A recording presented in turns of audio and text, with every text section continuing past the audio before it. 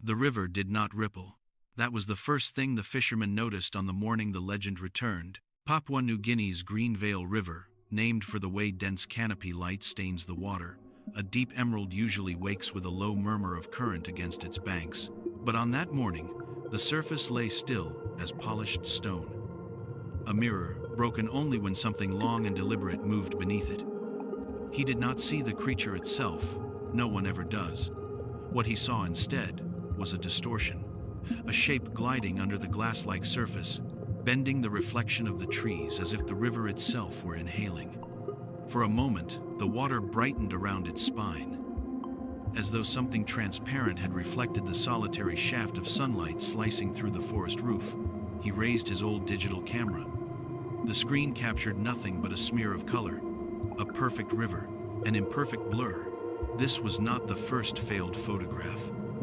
For nearly 2 decades, villagers along the Green Veil have spoken of the Glass-Back Crocodile, a predator whose upper body seems to dissolve into the very water it swims through. They say its back reflects light so precisely that it merges with the river, making it nearly invisible from above.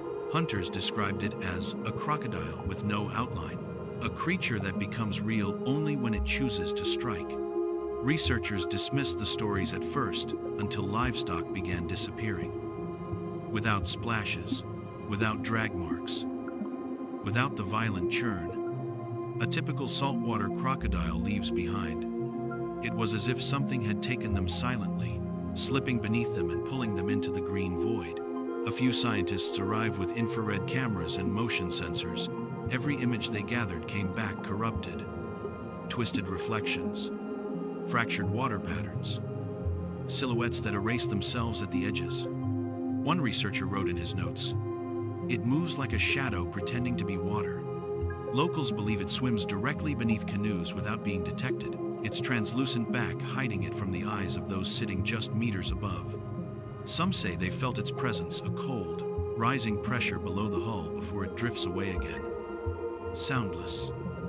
If the eyewitnesses are right, then somewhere within these green depths lives a predator evolution sculpted into an illusion. A hunter concealed by the very substance that sustains it. What if the river has been hiding a shape all along, one we were never meant to see clearly?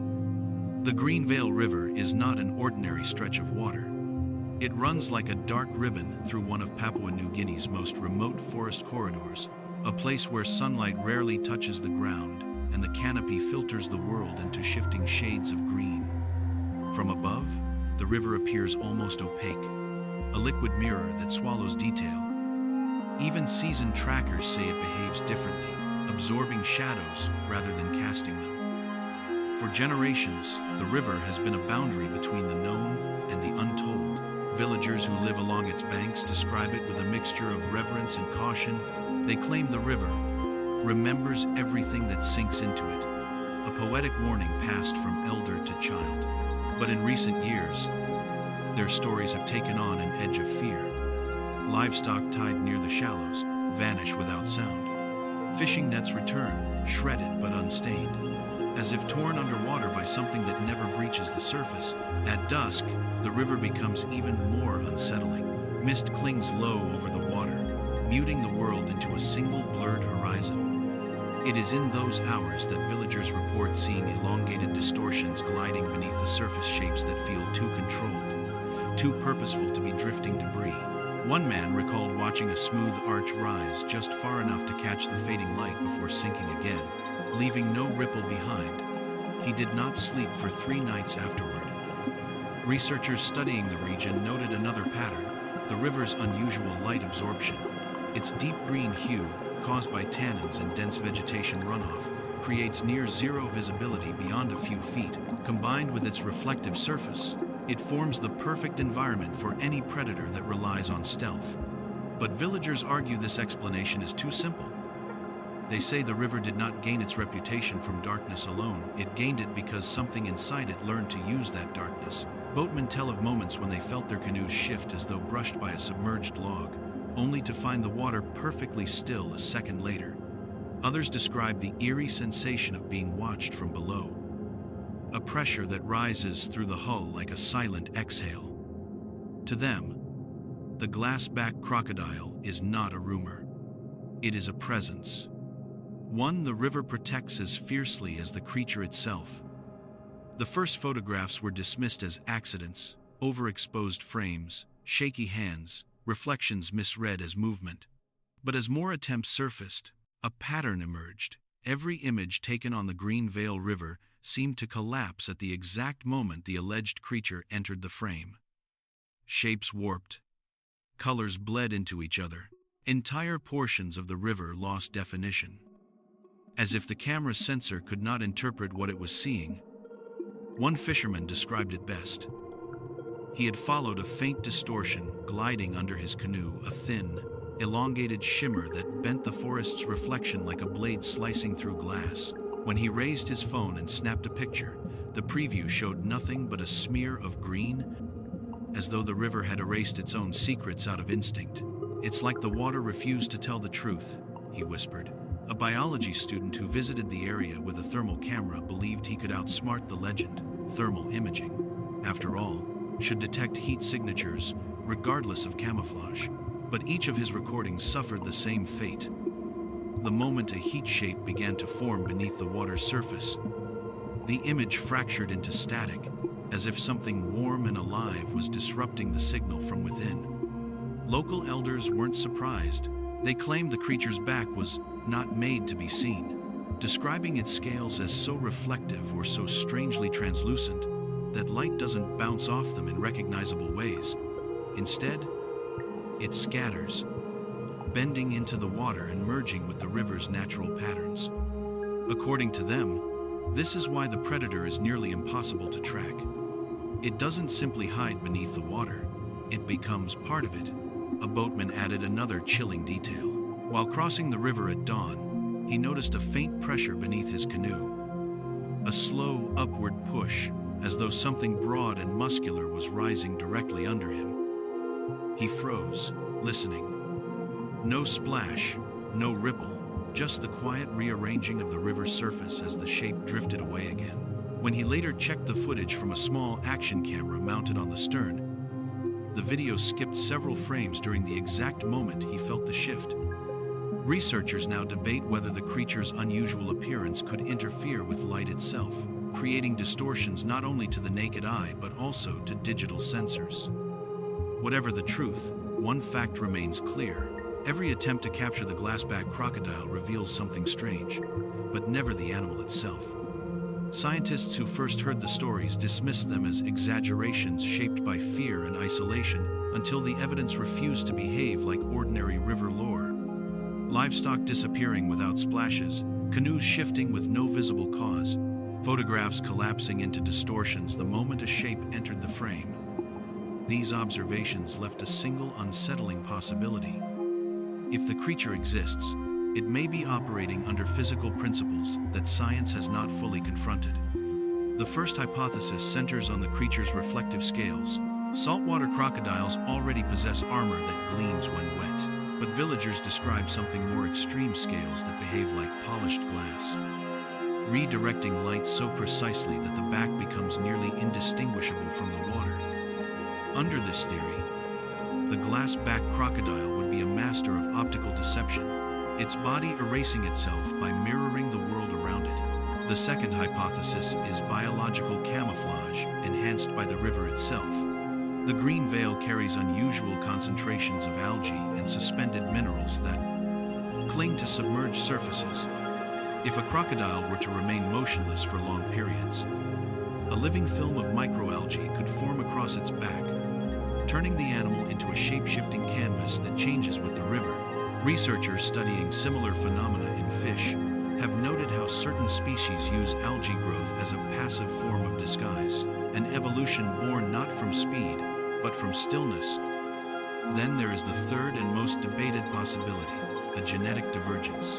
A subpopulation of crocodiles adapting to an extreme environment over generations could develop scale structures that refract light differently, creating the illusion of transparency. Fragmentary reports describe specimens longer and narrower than typical saltwater crocodiles.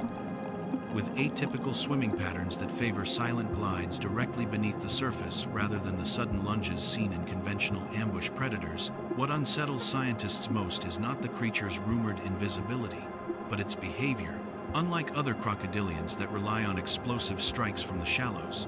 Witnesses claim the glass-back crocodile approaches from below, drifting upward until prey is within reach. This method leaves no disturbance, no swirl, no sound, no warning. It is the hunting style of a predator that has evolved not just to blend in with its environment, but to weaponize silence itself. And yet, despite all the observations, theories, and distorted images, no one can say with certainty what moves beneath the Green Veil River. Perhaps the creature is simply a trick of optics. Or perhaps it is something far rarer, a reminder that evolution still holds secrets in places where human eyes rarely linger. As the sun drops behind the canopy, the river changes character. Its emerald surface darkens into a sheet of black glass, reflecting nothing but the faint shimmer of distant fireflies. It is in this hour the quiet overlap between dusk and night that most encounters occur. Not sightings, but sensations. A shift in pressure beneath a canoe. A sudden stillness in the water. The impression of a vast shadow sliding just out of view, as if the river itself is holding its breath. Recent reports from the villages downstream have grown more unsettling. Livestock tied securely near the bank vanish without the violent churn typical of crocodile strikes. Instead, owners find only a single drag in the mud, faint and nearly circular, as though something rose vertically from the depths, gripped its target, and slipped back down without disturbing the water's surface. Hunters whisper that this creature does not attack from the side, it ascends from below, hidden beneath its cloak of moving reflections. One fisherman recounted an incident at dusk. As he paddled toward shore, his canoe lurched forward several inches, pulled not by current, but by an unseen force beneath him. When he looked down, the water appeared perfectly smooth, a flawless mirror showing no hint of movement. He described the feeling as being lifted by something that didn't want to be noticed. The experience left him unable to cross the river alone again. Some scientists suggest these events could be attributed to ordinary, quote, crocodiles, large, elusive, and opportunistic. But villagers reject this explanation, insisting that traditional crocodiles make noise, leave ripples, reveal themselves in the patterns of disturbed water. The glass-back crocodile, they say, is different. It does not break the surface. It does not warn. It does not fail. On rare occasions, a boatman claims to have seen the faintest suggestion of a form beneath the water. A long, pale shape, curving like the arc of a spine, just before sinking into deeper shadow. But even these moments are brief, ambiguous, too fleeting to confirm, too vivid to forget. In the end, the creature's existence hinges on more than evidence. It hinges on the space between what is seen and what is felt, between the reflections that deceive and the silence that conceals. The Green Veil River holds its secrets tightly, and whatever glides beneath it thrives in that secrecy. Perhaps that is why the legend persists, not because people are certain the predator exists, but because the river behaves as though it does. Night in the Green Veil River arrives without ceremony. One moment the forest glows with fractured light. The next, everything is consumed by a darkness so complete that even the sound of insects feels muted. Under this curtain of black water, the creature, whatever it is, moves with a confidence that suggests ownership. The river is not merely its habitat, it is its weapon. Villagers say the river becomes different after sunset. Canoes drift more quietly. Fish stop breaking the surface. Even the wind seems reluctant to disturb the water. Those who have crossed the river at night describe a strange sensation, a tension rising from below, subtle but unmistakable, as though something vast is aware of them long before they sense it in return. A young researcher once spent 3 nights on a floating platform fitted with underwater microphones. He hoped to capture evidence, anything that might indicate a large predator navigating the depths. The recordings returned with the same eerie signature, long stretches of silence interrupted by sudden, low-frequency pulses, too regular to be geological. and too deep to belong to known species. When enhanced, the pulses formed a pattern resembling slow, deliberate movement, followed by complete stillness. The kind of stillness a hunter uses before rising upward. Yet even with these clues, nothing conclusive emerges. The river keeps the creature half real, half absent, suspended between biology and myth. Every explanation dissolves into uncertainty the moment it approaches the truth. That is the defining trait of the glass-back crocodile. It does not allow people to believe or disbelieve fully. It offers just enough presence to haunt those who encounter it, never enough to prove itself. Some elders propose a final thought, spoken softly, as if the river itself might be listening. They say that perhaps the creature's advantage is not its camouflage, nor its silence, nor whatever strange evolution shaped its transparency. Its greatest power may lie in its understanding of the river, a bond so complete that predator and water become inseparable. A single shifting entity that chooses when to reveal a hint of shape and when to erase it entirely. And so the Green Veil River remains a place where certainty evaporates, a place where something moves without being seen, hunts without being heard, exists without leaving evidence.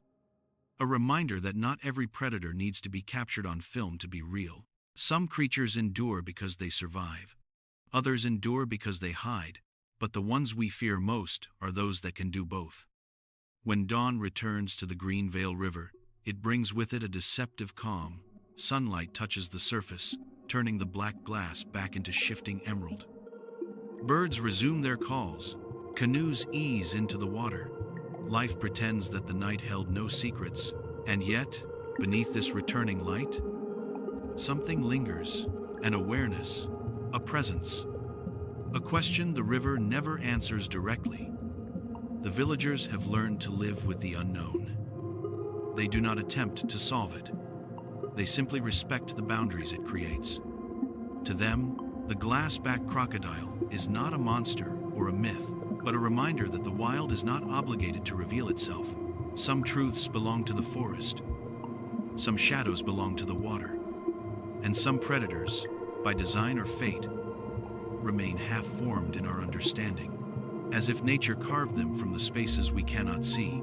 Maybe the creature is a rare mutation, an evolutionary outlier, shaped by an environment where survival depends on vanishing rather than attacking. Maybe it is a subpopulation that developed its own tactics over centuries, perfecting silence and invisibility until the line between animal and illusion blurred completely.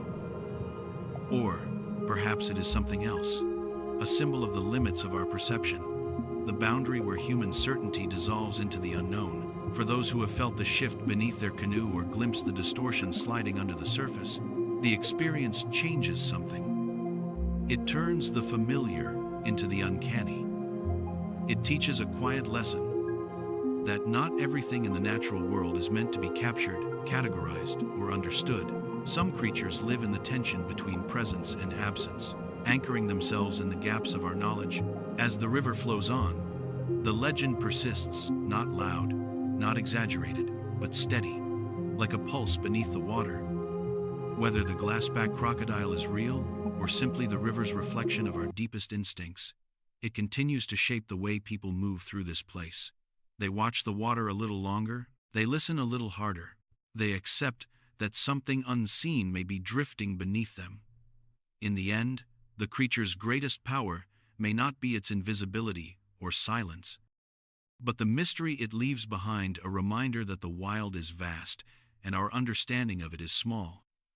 Somewhere in that margin, a predator may be gliding through the green depths, unseen but always felt.